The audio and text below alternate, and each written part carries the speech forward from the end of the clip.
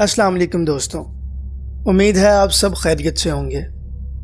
دوستوں، آج جو کہانی میں آپ کو سنانے جا رہا ہوں وہ ایک عجیب و غریب خواب اور ایک ایسے لڑکے کے گرد گھومتی ہے جو باکمال پراسرار جادوئی صلاحیتوں کا مالک ہوتا ہے۔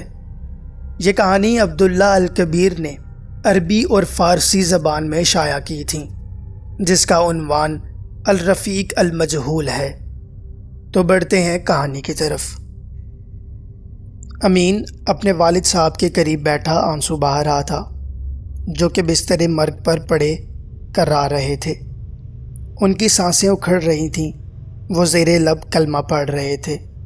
پھر ان کی آواز سنائی دی اور وہ وصیت کرتے ہوئے بولے، میرے بیٹے، میرا آخری وقت آ چکا ہے، اپنا ہمیشہ خیال۔ ان کے الفاظ درمیان میں رہ گئے اور ان کی گردن ایک طرف ڈھلک گئی۔ امین کی دنیا اجڑ چکی تھی، وہ زاروں زار رونے لگا۔ اسی اثناء میں اس پر غشی طاری ہوئی اور اسے اونگ آ گئی۔ تب اس نے ایک خواب دیکھا۔ اس نے دیکھا سورج، چاند اور ستارے اس کی طرف دیکھ کر مسکرا رہے ہیں، اور ان کے ساتھ ہی ایک خوبصورت آدمی جو ہنس رہا ہے۔ پھر امین کو اپنے والد نظر آئے، جو اس آدمی کی طرف اشارہ کرتے ہوئے کہہ رہے تھے، یہ تمہارا انعام ہے، نیکی کا انعام۔ اچانک امین کی آنکھ کھل گئی تو اس نے خود کو اپنے والد صاحب کی میت کے ساتھ اکیلے پایا۔ اس نے خواب کو ذہن میں دہرایا اور پھر تدفین کے کاموں میں لگ گیا۔ اب وہ اتنے بڑے گھر میں اکیلا ہو کر رہ گیا تھا، لہٰذا چند دنوں کے بعد ہی اس کا جی اکتا گیا۔ اس نے وہ گھر بیچا اور کسی اور شہر کی طرف چل پڑا۔ امین مسکین صورت بنائے اپنے سفر پر رواں دواں تھا۔ اس وقت وہ ایک بستی سے گزر رہا تھا۔ اچانک اس نے ایک عجیب منظر دیکھا۔ وہ منظر دیکھ کر اس کا غصہ آسمان کو چھونے لگا۔ اس نے دیکھا کہ دو آدمی قبرستان سے ایک میت کو اس کی قبر سے نکال کر گھسیٹ رہے تھے۔ اس کے ساتھ ساتھ ان کے منہ سے گالیاں بھی نکل رہی تھیں۔ امین سے رہا نہ گیا، وہ زور سے بولا، ارے احمقو، یہ کیا کر رہے ہو؟ رک جاؤ۔ اس کی بات سن کر دونوں شریر آدمی اس کی طرف مڑے اور کہا، اپنی شکل گم کرو میاں، ورنہ لینے کے دینے پڑ جائیں گے۔ امین نے آگے بڑھتے ہوئے قدرے سخت لہجے میں کہا، میرے ہوتے ہوئے تم اس میت کی بے حرمتی نہیں کر سکتے، تمہیں جو کچھ چاہیے مجھ سے لے لو۔ یہ سن کر دونوں حیران ہو گئے۔ پھر ان میں سے ایک بولا، تمہیں پتہ ہے اس نے ہمارا قرض دینا ہے، کیا تم وہ ادا کرو گے؟ ہاں، میں تیار ہوں۔ امین نے اپنے کندھے پر لٹکے تھیلے سے اشرفیوں کی تھیلی نکالتے ہوئے کہا۔ یہ دیکھ کر دونوں شریر آدمیوں کی آنکھیں چمک اٹھیں۔ انہوں نے منہ مانگی رقم کا مطالبہ کیا اور رقم اینٹ کر چلتے بنے۔ امین نے اس شخص کی میت کو دوبارہ قبر میں اتارا، زمین برابر کر دی اور وہاں بیٹھ کر اس کے لیے دعائے مغفرت کرنے لگا۔ یہ نیکی کرنے کے بعد اس کا دل سکون سے بھر گیا تھا۔ اب وہ آگے بڑھ گیا۔ اس کا گزر ایک جنگل سے ہو رہا تھا۔ یہاں چاروں طرف گھنے گھنے درخت تھے۔ امین کافی دور تک رکے بغیر چلتا گیا، یہاں تک کہ وہ تھک گیا اور ایک جگہ سستانے کے لیے رکا۔ اس نے درخت کی ٹیک لگائی اور آنکھیں بند کر لیں۔ اچانک اس کے کانوں میں ایک آواز پڑی، بھائی کہاں جا رہے ہو؟ امین نے چونک کر آنکھیں کھولی اور دیکھا تو اس کے سامنے ایک خوبصورت نوجوان کھڑا مسکرا رہا تھا۔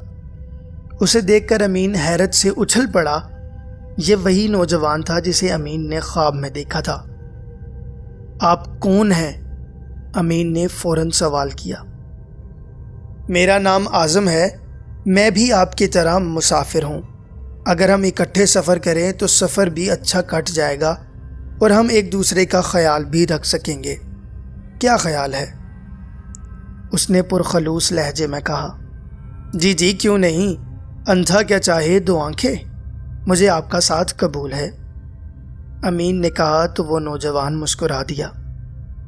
ابھی وہ یہ بات کر ہی رہے تھے کہ اچانک انہیں ایک چیخ سنائی دی۔ آواز قریب سے ہی آئی تھی۔ انہوں نے چونک کر دیکھا تو کچھ فاصلے پر ایک بڑھیا گری ہوئی نظر آئی۔ اس نے لکڑیوں کا گٹھا بھی اٹھایا ہوا تھا جو اس وقت ایک طرف گرا ہوا تھا، اور وہ اپنے پاؤں کو پکڑے چلائے جا رہی تھی۔ یہ دیکھ کر امین اس کی مدد کو دوڑا۔ اعظم نے بھی اس کی پیروی کی۔ کیا ہوا اماں جی؟ اٹھے، میں آپ کی مدد کرتا ہوں۔ امین نے ان کی طرف اپنا ہاتھ بڑھایا۔ بڑھیا نے ہلنے کی کوشش کی مگر وہ اٹھ نہ سکی، اور پھر پاؤں کو دیکھ کر بولی، لگتا ہے میرا پاؤں ٹوٹ گیا ہے۔ اوہ، امین کے منہ سے نکلا۔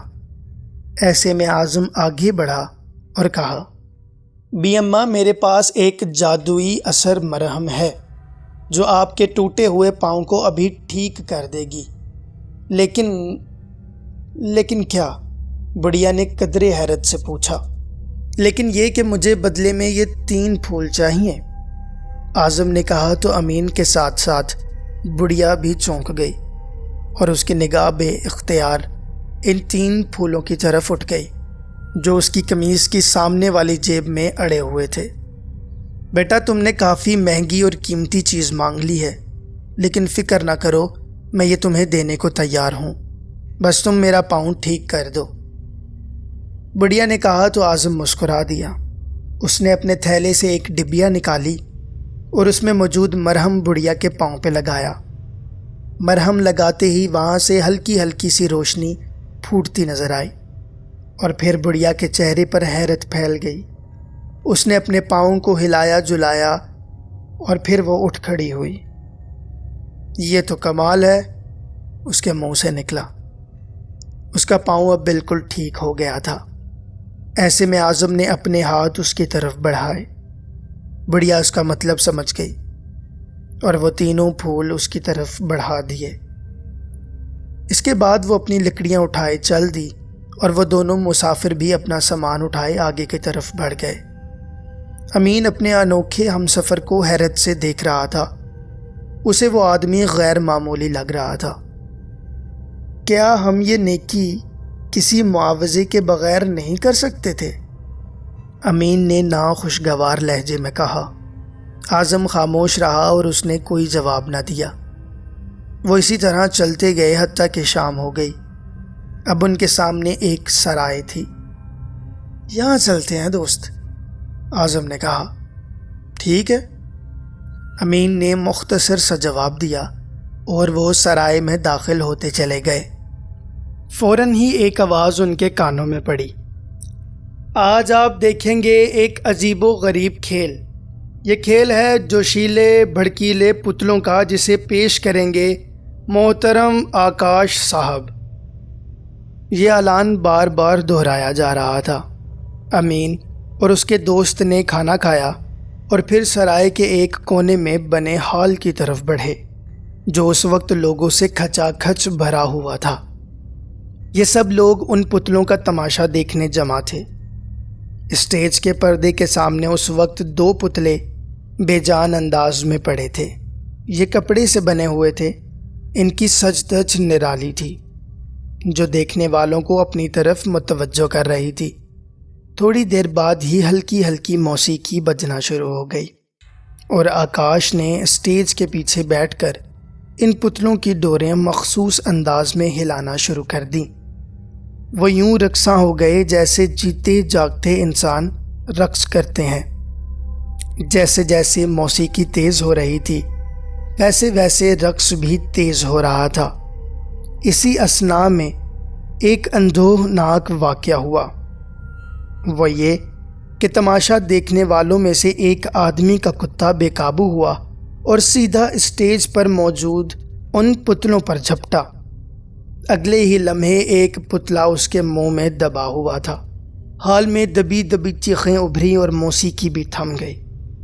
کتے کا مالک بھاگا بھاگا اسٹیج پر پہنچا اور اپنے کتے کو ڈانٹنے لگا۔ پھر اس نے وہ پتلا اس کے منہ سے نکال کر اسٹیج پر رکھا اور واپس مڑنے لگا۔ ایسے میں ایک بلند آواز آدمی نے اسے للکار کر روکا اور کہا، میرا نقصان کون پورا کرے گا؟ یہ آکاش تھا۔ ان پتلوں کا مالک۔ اس وقت اس کا چہرہ غصے سے لال ہو رہا تھا۔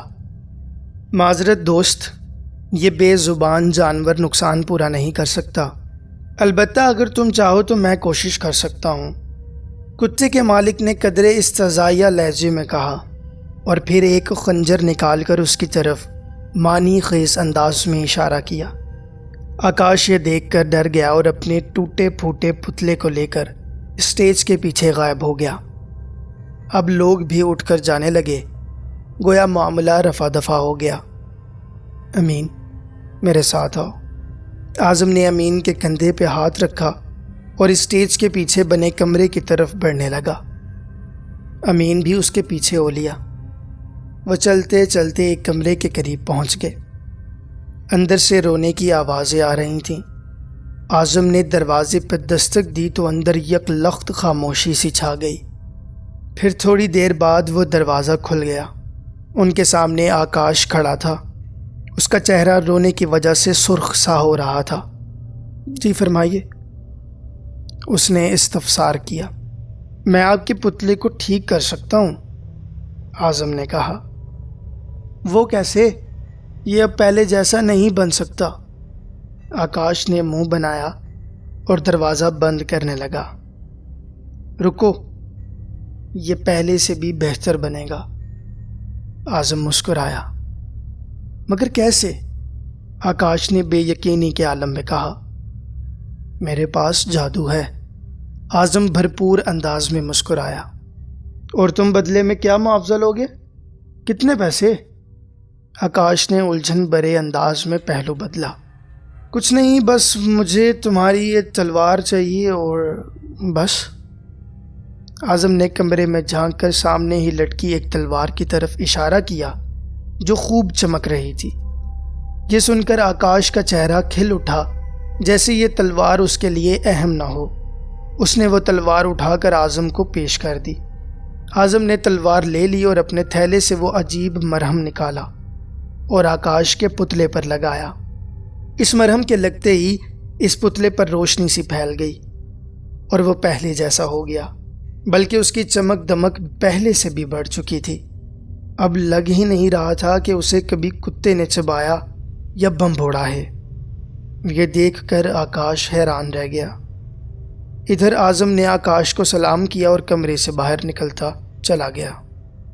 امین بھی اس کے پیچھے تھا۔ وہ سوچ رہا تھا کہ یہ اعظم تو پر اسرار آدمی بنتا جا رہا ہے۔ وہ رات انہوں نے سرائے میں گزاری۔ اگلے روز طلوع آفتاب کے بعد وہ اپنے راستے پہ ہو لیے اور اپنا سفر شروع کر دیا۔ چند کوس بعد ہی انہوں نے ایک بڑے شہر کو اپنے سامنے پایا۔ اس شہر کی فصیلیں بہت اونچی تھیں۔ شہر سے باہر ایک بہت بڑی بطخ کا مجسمہ نصب تھا۔ یہ مجسمہ تو پتھر کا تھا، مگر اس کے پیر بہت خوبصورت تھے اور یہ پیر بالکل اصلی لگ رہے تھے۔ ان کی چمک دیکھ کر انسان حیران رہ جاتا تھا۔ وہاں سے گزرتے ہوئے اعظم نے ایک اور عجیب کام کیا۔ اس نے وہ تلوار نکالی اور آنن فانن اس بطخ کے پر کاٹ کر اپنے تھیلے میں ڈال لیے۔ امین نے کچھ پوچھنا چاہا، مگر اعظم نے اسے چپ رہنے کا اشارہ کیا اور وہ کندھے اچکا کر رہ گیا۔ دوستوں، کہانی میں آگے کیا ہوا یہ ہم سنیں گے اگلے حصے میں۔